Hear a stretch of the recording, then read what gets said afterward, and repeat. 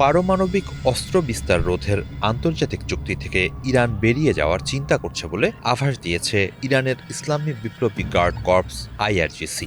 ইরানি সংবাদ সংস্থা তাসনিম নিউজের এক প্রতিবেদনে এমনটাই জানানো হয়েছে। এতে বলা হয়, তেহরান এতদিন পর্যন্ত শান্তিপূর্ণভাবে পরমাণু শক্তি ব্যবহার করেছে, কিন্তু তাতে কোনো সুফল না আসায় পারমাণবিক অস্ত্র বিস্তার রোধ চুক্তি এনপিটি থেকে ইরানের বেরিয়ে আসা এখন সময়ের দাবি। ইরানের পক্ষ থেকে অভিযোগ করা হচ্ছে, এই চুক্তির সদস্যপদ ইরানের জন্য কোনো সুবিধা বয়ে আনেনি, বরং এটি যুক্তরাষ্ট্র ও ইসরায়েলের গোয়েন্দাগিরির হাতিয়ারে পরিণত হয়েছে। তাসনিম নিউজের প্রতিবেদনে বলা হয়, এনপিটির উদ্দেশ্য শান্তিপূর্ণ পরমাণু শক্তি উৎপাদনে সদস্য দেশগুলোকে সহায়তা করা, কিন্তু ইরানের ক্ষেত্রে এই চিত্র ভিন্ন। ইসরায়েল কখনো এই চুক্তির সদস্য হয়নি, এ ব্যাপারে তাদের ওপর কোনো চাপও নেই বিশ্বশক্তিগুলোর। অথচ ইরান সবসময় এই চুক্তির সদস্য হিসেবে স্বচ্ছতা বজায় রেখেছে, কিন্তু তাদের ওপর চাপিয়ে দেওয়া হয়েছে অন্যায়। ইরান বলছে, তারা যে এনপিটির সদস্য তা মূলত ইসরায়েল ও যুক্তরাষ্ট্রের গুপ্তচর বৃত্তিতে সহায়তা করেছে। তারা আন্তর্জাতিক পরমাণু শক্তি সংস্থা আইএই এর দেওয়া তথ্য ব্যবহার করে ইরানের শান্তিপূর্ণ পরমাণু স্থাপনাগুলোতে বারবার হামলা চালিয়েছে।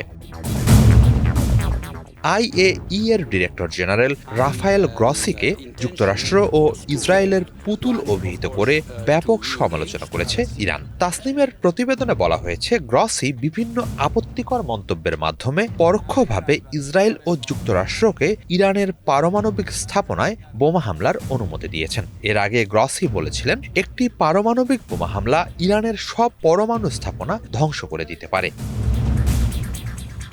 কয়েক বছর আগে মার্কিন পরমাণু বিশেষজ্ঞ ডেভিড অলব্রাইট মার্কিন কংগ্রেসে বলেছিলেন, আইএই এর পরিদর্শকরা মূলত যুক্তরাষ্ট্রের পদাতিক বাহিনী হিসেবে কাজ করেন। ওই বক্তব্যের সূত্র ধরে ইরান বলছে, এই সংস্থার চুক্তিতে থাকার কোনো যৌক্তিকতা নেই। এদিকে কিছুদিন পরপর যুক্তরাষ্ট্র ইসরায়েলের নজিরবিহীন হামলার মুখে পড়ায় ইরান এখন পারমাণবিক বোমা তৈরির পথে হাঁটবে কিনা তা নিয়ে কট্টরপন্থীদের মধ্যে ক্রমশ বিতর্ক জোরালো হচ্ছে। এখন প্রকাশ্যে পরমাণু বোমা বানানোর জন্য চাপ দিচ্ছে তারা। তাসনিম নিউজকে দুই জ্যেষ্ঠ ইরানি সূত্র জানিয়েছে, বর্তমানে আইআরজিসি আরও প্রভাবশালী হয়ে ওঠায় ইরানের পারমাণবিক নীতিতে কট্টরপন্থীদের জোর বাড়ছে।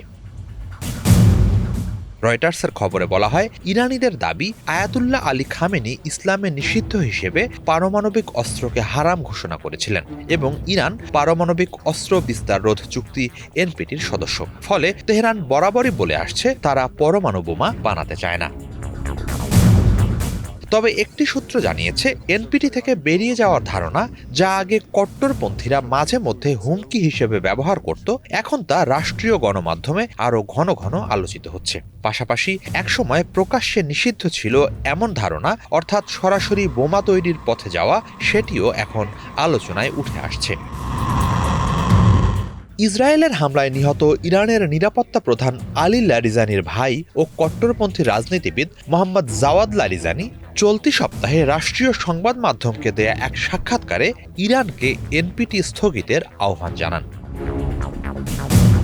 এর আগে এ মাসের শুরুতে রাষ্ট্রীয় টিভিতে প্রচারিত এক আলোচনায় কট্টরপন্থী ভাষ্যকার নাসের তোরাবি বলেন, ইরানের জনগণ দাবি জানাচ্ছে, আমাদের এমন পদক্ষেপ নিতে হবে যাতে পারমাণবিক অস্ত্র তৈরি করা যায়। হয় আমরা এটি তৈরি করব, নয়তো সংগ্রহ করব।